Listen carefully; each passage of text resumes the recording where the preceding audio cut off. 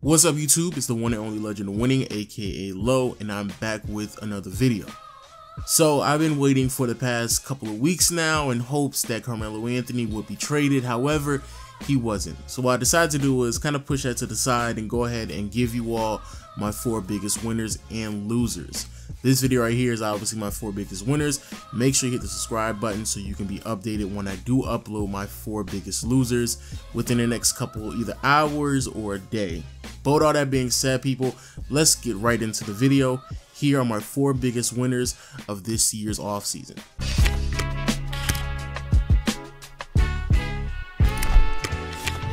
Coming in at number 4, we have the Philadelphia 76ers. The Philadelphia 76ers is an organization over the last couple of years that has been trying to rebuild and trust the process. Obviously, when it comes to the process, you have a couple of bumps in the roads, especially dealing with some injuries and some players may not panning out as much as we initially thought they were going to. And with the regular season, it had a lot of excitement, especially since we all got to see Joel Embiid play, and Dario Saric definitely seems as if he's going to be a quality star in the NBA sooner than later.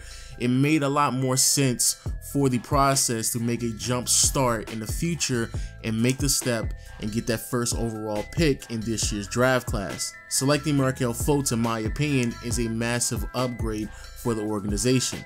This is a team that desperately needed a little bit more firepower on the perimeter offensively because there might have been a very huge concern when it comes to Ben Simmons and his lack of shooting ability. When it comes to Markelle Fultz, more than likely you won't have to deal with that problem, especially because offensively it seems like he's extremely dynamic and well-versed and should be able to hit any shot all over the court. Add on top of the fact that they did add a few veterans on his team such as JJ Redick and Amir Johnson, 2 players that are fairly consistent and will give you solid play and what exactly they're going to do, regardless of his JJ Redick being able to stretch out the floor, Amir Johnson being a solid hustle player. This is a team that I think a lot of us are predicting, especially if they're able to stay healthy. This is a team that will make the playoffs, and I think that is a very, very good step in the right direction, especially for a team that really didn't have too much of an angle moving forward if they didn't make the right moves sooner than later. Also, for the people out there who are concerned about the amount of money that JJ Redick and Amir Johnson are receiving, please don't worry because it's only for 1 year. And I think that's also a huge positive when it comes to the 76ers and what they did this year. They made sure that, yes, they added pieces to the team, but also they gave themselves financial flexibility moving forward because next year Jahlil Okafor and Joel Embiid have to be financially priority because both of their contracts are expiring. So they definitely put themselves in the right situation to add pieces to their roster while also re-signing Joel Embiid if he does stay healthy for this season.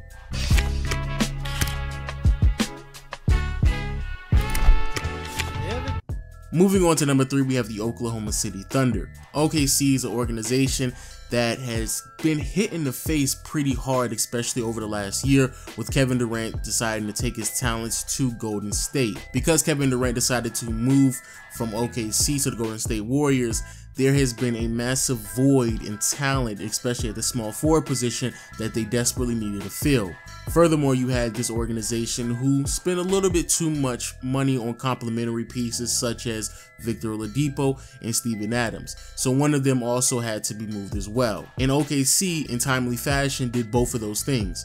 They made sure they upgraded their perimeter offensive talent by getting Paul George while also getting rid of the Victor Oladipo contract, which is a great move for the organization.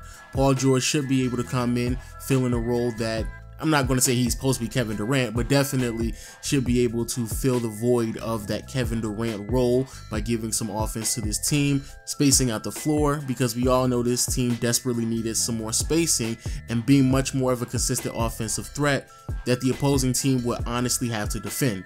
Add on top of the fact that they brought in Patrick Patterson for spacing at the power forward position, and they finally have a backup point guard in Raymond Felton. But finally, the biggest plus with this team is financially they did give themselves some flexibility moving forward. Next year, you have Paul George, Enes Kanter, and potentially Russell Westbrook that will be off the salary cap for next offseason. So you will be able to make a little bit more moves moving forward and potentially add a bigger piece, especially if you want a big 3 with that organization. So kudos to OKC.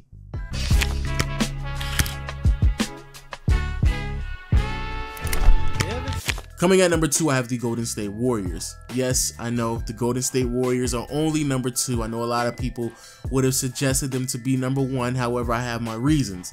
Now, when it comes to a team coming off of a winning season, you have certain organizations that have to make very vital decisions when it comes to their salary cap and their roster moves. And for the most part, a lot of teams end up losing some very pivotal pieces to their winning roster.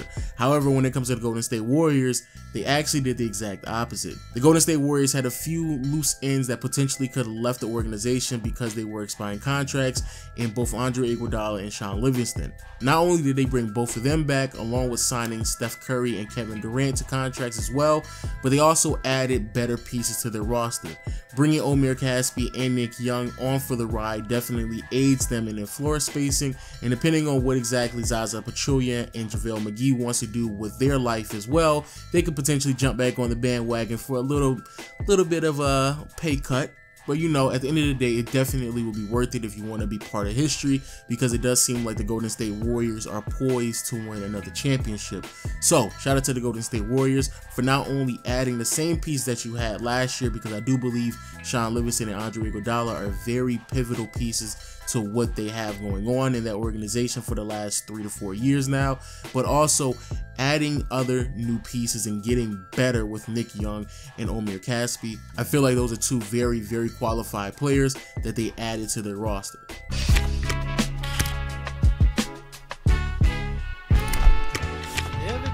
Coming in at number 1 and the biggest winner of this year's offseason is the Minnesota Timberwolves. Now, I know a lot of people are going to ask me, how exactly are the Minnesota Timberwolves the biggest winner this year's offseason? It's not like they put themselves in a championship winning mode. People, please chill out, man. You don't have to always make big steps. Sometimes it's baby steps that have to be taken to put themselves in that position, and it does seem like that's what the Minnesota Timberwolves took this year. Matter of fact, it's not even baby steps. It's grown-ass men full steps, Euro steps like James Harden. Minnesota is an organization over the last 10 plus years that hasn't even made the playoffs. And even though, yes, they had very high potential players in Karl Anthony Towns and Andrew Wiggins, it still seems as if they were struggling moving forward. Because even this year, both Wiggins and Towns, statistically speaking, had pretty good seasons. However, it was extremely obvious that even though, yes, they had a very battle-ready, battle-tested head coach in Tibbs, that there was some disconnect with the talent on the floor, which is something that I've been trying to convey to a lot of people over the past several months now, that it just didn't make any sense for them to keep their draft pick. Moving down in the draft or potentially just trading it away to get a veteran makes a lot of sense. So the fact that they got Jimmy Butler out of all veterans is remarkable. Jimmy Butler is one of the better two-way players in the NBA and arguably is a top 10 player in the league. Adding Jimmy Butler to this roster definitely will aid them moving forward. But to make things even better, bringing other veterans such as Jeff Teague and Taj Gibson definitely should aid them as well in their pursuit of making the playoffs. Now, like I stated before, this isn't a team that's going to challenge the Golden State Warriors this year.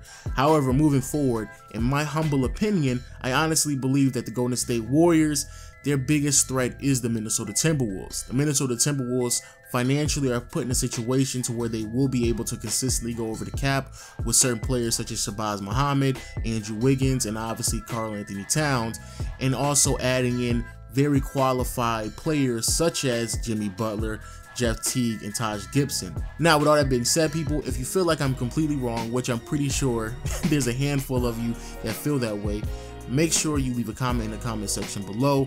Also, make sure you hit the subscribe button, because I will be updating you all on the 4 biggest losers sooner than later. And also follow me on Twitter at Legend of Winning if you also want to rage at me on my Twitter posts. But with all that being said, people, I will see you all later. Peace.